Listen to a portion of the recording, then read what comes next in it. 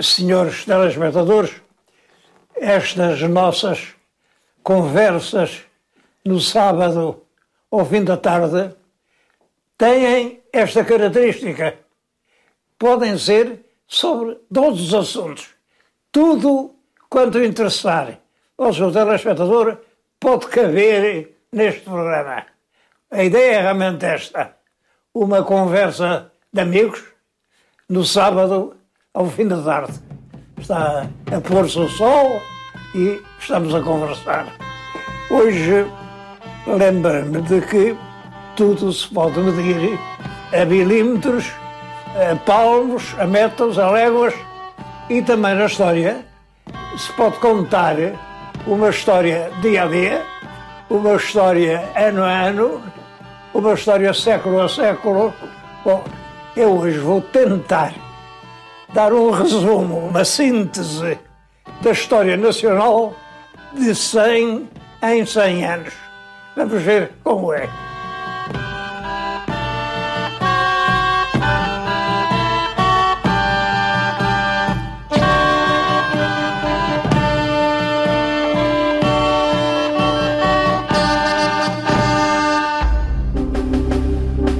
Estamos no ano de 2011. Faz, portanto, agora 100 anos. Estávamos em 1911. 1911 é o primeiro ano de regime republicano em Portugal. É um ano de esperança, de entusiasmo. Muitos portugueses, toda a camada jovem, acreditava que com a República se resolviam todos os problemas nacionais. Tudo se resolvia de um momento para o outro com esta palavra mágica, a República. Na verdade, nesse ano fez-se coisas importantes. Fez-se a lei de separação da Igreja do Estado. O lado negativo é que foram postos de lado, foram afastados dos seus lugares milhares de funcionários experientes, antigos, sabedores, e substituídos por uma garotada que, em muitos casos, só apresentava este título: Antigo Revolucionário Civil. Um sujeito, por ser revolucionário civil, podia ser inspetor, ou milhares e milhares de nomeações, milhares. A Guerra da República tem a lista dos nomeados a seguir à Revolução, são aos milhares, para tudo, era para tudo. Por exemplo, os inspectores do ensino primário era tudo antigos revolucionários civis. E é evidente que o serviço piorou, pois com certeza as funções passaram a ser, enfim, muito mal desempenhadas. Vigora a Constituição de 1911, a primeira Constituição republicana, uma Constituição que dá um largo papel ao Parlamento, faz depender inteiramente o governo da maioria parlamentar, e isso funcionou enquanto havia um partido ou dois. Mas quando os partidos se multiplicaram, eram muitos, bastava que um partido mudasse de posição, lá se alterava a maioria, lá caiu o governo. E isso fez com que os governos da Primeira República tenham uma duração média de poucos meses. Ora, em poucos meses, ninguém pode fazer coisa nenhuma. Foi o que aconteceu, uma grande instabilidade, os governos sucedem vertiginosamente, agora vai este, agora vai ele. É claro, e as obras ficavam por fazer.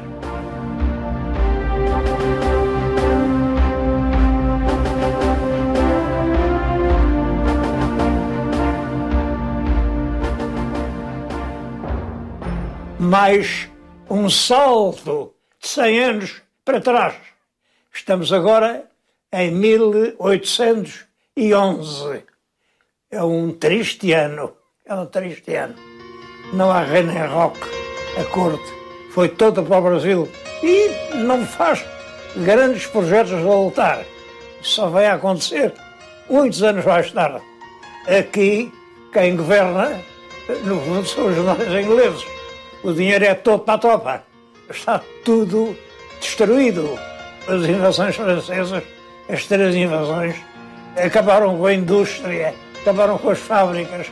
O nosso comércio com o Brasil acabou, passou a ser feito pelos ingleses. Aqui, enfim, há um grande sentimento de fracasso. Isso dura a primeira metade do século. Isso dura até 1850, que é realmente a altura da regeneração. Em 1851. Em 51 há uma revolução e as pessoas bem intencionadas pensam: isto é preciso acabar com esta política de guerrilhas, até se dizia chá de guerrilhas e café de pandilhas, partido daqui, partido dali. Bom, temos que entrar pelos melhoramentos materiais, é fazer o país andar para a frente. Interessa comboios, estradas, telégrafos, hospitais. É realmente uma obra de reconstrução do país que começa com a regeneração, vai durar até o fim do século e realmente põe Portugal no caminho das nações civilizadas.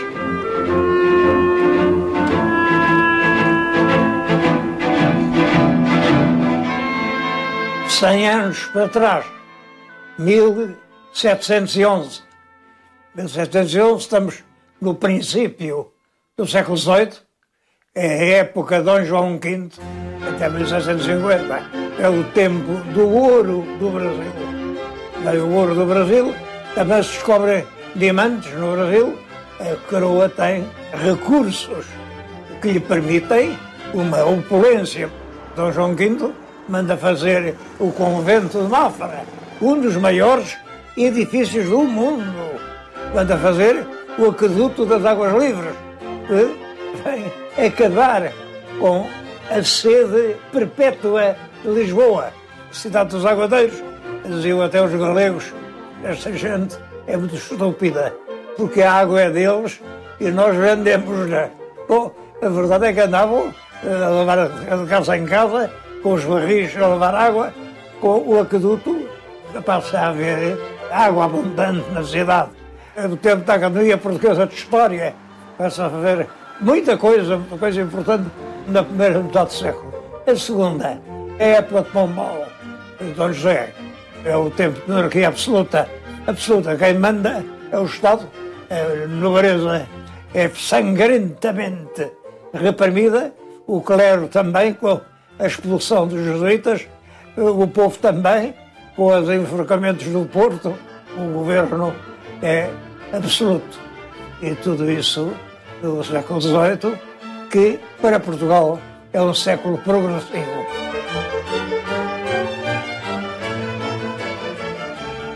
Mais 100 anos para trás, 1611. Bom, 1611 é o tempo da monarquia filipina, a corte, o governo funcionam em Madrid, e isso cria aqui, em Lisboa, em Portugal, um grande sentimento de desânimo. É o tempo da Corte na Aldeia. Corte na Aldeia é o título de um livro do Rui Lobo, porque realmente os fidalgos vão para as suas casas nas aldeias, aí reúnem os amigos e conversam sobre a língua portuguesa, sobre isto, sobre aquilo, e essas é que são as cortes na aldeia. Muitos dos solares que ainda hoje existem, quase todos em ruínas, do século XVII, são dessa época de ausência da corte de Lisboa e do tempo filipino. Claro que, do seu ponto de vista económico, há uma relativa estabilidade, porque os filipos não querem reunir cortes. E essas cortes podiam ser uma fonte de problemas políticos, dificuldades. Portanto, não há cortes. Mas sem cortes não pode haver impostos. A lei foi sempre assim. É preciso uma lei para autorizar um imposto novo. Isso criou um longo período, o período filipino, de estabilidade fiscal e facilitou muito o comércio brasileiro. A importação dos produtos brasileiros agora não pagava imposto e, de facto, vem muita coisa, muita coisa. É sobretudo o tempo do açúcar. Portugal torna-se um dos grandes produtores de açúcar do Brasil. O café brasileiro, que é delicioso. Fala-se muito no pau-brasil e as pessoas não sabem bem para que diabos seja o pau-brasil. Essa madeira ressumava uma espécie de resina vermelha, vivíssimo, e essa resina é que servia como corante para muitas coisas, até para fazer vinho tinto. O país vai-se aguentando com certo descontentamento, mas os filipos são prudentes realmente, e as coisas só explodem quando os fidalgos portugueses recebem ordem a ir para a guerra da Catalunha. Guerra por guerra faz-se lá dentro. E vem a restauração em 1340. A guerra da restauração dura 28 anos. É uma guerra de grande valentia do povo. Nunca faltaram soldados, nunca. E uma série de grandes batalhas, as tropas portuguesas conseguem impor o princípio da independência de Portugal em relação ao Castela. A paz é atingida, finalmente, em 1668, depois de 28 anos de guerra, de uma guerra, enfim, absorvia todos os nossos recursos, mas que realmente nos valeu a independência.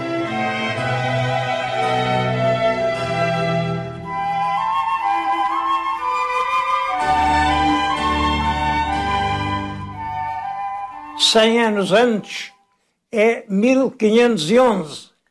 1511 está no trono o rei Dom Manuel, que é um grande rei, e Portugal está lançado na epopeia dos descobrimentos, das grandes aventuras marítimas, da dominação do Oriente, do comércio, da especiaria. Aquele pequenino país que Dom Afonso Henriques criou parece estar a transformar-se numa potência mundial. O comércio da especiaria agora vem para o Cabo da Boa Esperança e passa inteiramente por Lisboa. É um tempo rico de tudo, de arte, de cultura. É o tempo em que se constrói os Jerónimos em Lisboa. Costuma dizer-se que é construído para comemorar a descoberta do caminho marítimo para a Índia. Isso não será bem verdade, porque o pedido de construção é 2 anos antes, mas enfim, a grandeza que se deu à obra, isso é que exprime realmente o júbilo de Portugal todo o século até a tragédia sangrenta de Alcácer Quibir. É um século de progresso, de grandeza, de glória, de grandes escritores. É o século em que Camões publica os Lusíadas, em que João de Barros escreve as suas décadas. É um século de grande produção, um século glorioso sob todos os aspectos. Portugal é uma das mais prestigiosas nações da Europa e assim é reconhecido por toda a gente.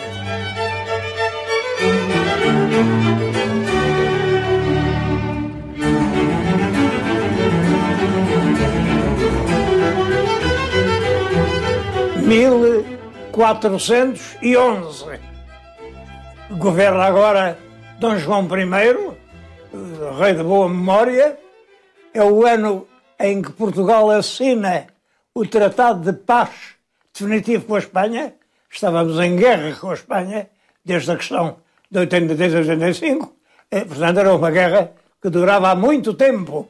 É assinada a paz, finalmente, em 1411. O século glorioso. Começam as navegações henriquinas, chegam à Madeira, que é portuguesa, chegam aos Açores, que é português, os navios de Henrique chegam a Cabo Verde, a São Tomé, contornam a costa africana em 1498. Os navios de Vasco da Gama conseguiram chegar à terra da especiaria e a rota do Cabo da Boa Esperança, rota pelo sul, torna-se um exclusivo português. Isto é muito importante, porque os outros países não ficam autorizados, cada país tem direito aos caminhos que escolheu, só Portugal é que pode praticar a rota do Cabo. Isso dura anos, dura até que o domínio filipino impede os holandeses de vir buscar a especiaria ao Tejo e faz com que os holandeses vão buscá-la diretamente à Índia. E isso faz-nos perder o monopólio oriental.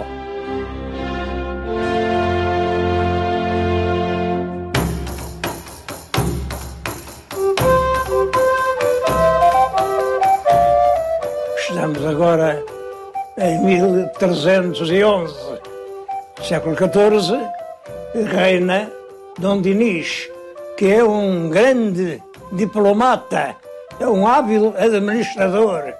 O rei Dom Dinis fez tudo quanto quis, costuma dizer-se. Não é verdade, não é verdade. No fim da vida, ele foi forçado a abandonar praticamente as funções, forçado pela força do povo liderada pelo futuro Afonso IV.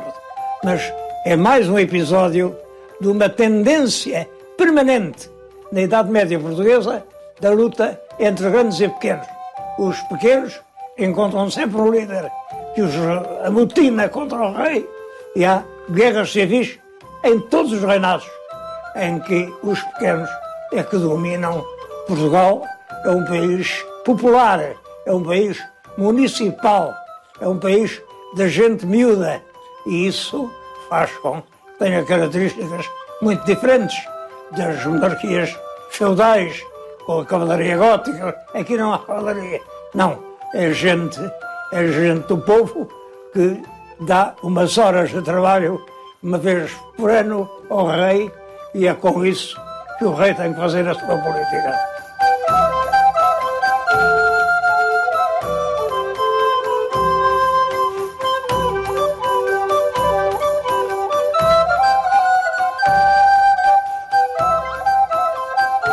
Cem anos antes, estamos em 1211. Estamos agora em plena monarquia afonsina dos primeiros reis. Em 1211 é exatamente quando começa o reinado de Dom Afonso II. O Gafo, este rei, consegue impor aquilo que ficará a constituir o fundamento jurídico-político da monarquia portuguesa, a proteção aberta aos concelhos, a concessão de forais a todos os grupos de moradores que se instalam, a todos os povoados que se iniciam, as inquirições, as confirmações, as leis contra património das igrejas, tudo isso é obra do grande rei Dom Afonso II nos poucos anos que reinou. A esse grande rei sucede o filho, em curta idade, rapazinho novo, Dom Sancho II, não tem qualidades de energia e ele deixa realmente o governo nas mãos dos grandes, deixa anarquizar o país. Há casos de guerra privada entre grandes senhores que se matam uns aos outros. Há assaltos às abadias, aos mosteiros. O país mergulha realmente numa anarquia cruel e isso leva os bispos e os conselhos a pedir ao Papa que substitua aquele governante que não governa nada por alguém que possa ter mão neste país. O Papa atende o pedido e substitui Sancho II pelo irmão mais novo, o irmão que vivia em França, Dom Afonso, chamado Bolonês, que segue inteiramente a política tradicional apoio ao povo, o povo é chamado às cortes pela primeira vez, uma proteção popular é o povo quem o apoia na guerra civil, que ele teve de travar, porque naturalmente o Dom Sancho defendeu-se. Dom Sancho não entregou assim, toma lá o poder. Defendeu-se numa guerra que durou quase 2 anos, mas que o povo esteve sempre do lado do Afonso III e contra o Dom Sancho II. Sancho teve que ir embora, foi morrer em Espanha anonimamente, e o reinado de Dom Afonso III é um reinado progressivo, um reinado ativo, um reinado popular. Entre outros aspectos positivos desse reinado, há a conquista definitiva do Algarve. Dom Afonso III sabe que o rei de Castela tem a opinião de que o Algarve é dele e, portanto, antecipa-se. E logo que ocupa o trono, vai ao Algarve com as suas tropas e conquista Faro, e o Algarve passa a fazer parte do reino de Portugal.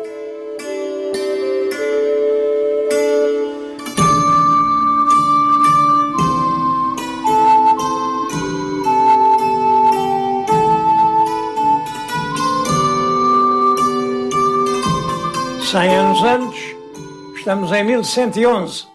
1111 é uma das datas prováveis, possíveis, do nascimento de Dom Afonso Henriques, que é filho da Condessa Dona Teresa, quem governava o território portugalense, e é neto do Imperador Afonso VI. É essa qualidade de neto do Imperador que o faz querer também ser rei desta parcela do Reino da Galiza e consegue, com um esforço enorme, levar a fronteira até o Alentejo, conquistar até Évora. O pequeno reino alarga-se, o seu prestígio é reconhecido pelo Papa, que em 1179 reconhece o título de Rei de Portugal. Assim, como vê, 900 anos a construir este país que nós temos. Os países demoram muito tempo a fazer. Todos os portugueses, apesar das dificuldades do tempo presente, confiam num amanhã feliz, independente e progressivo.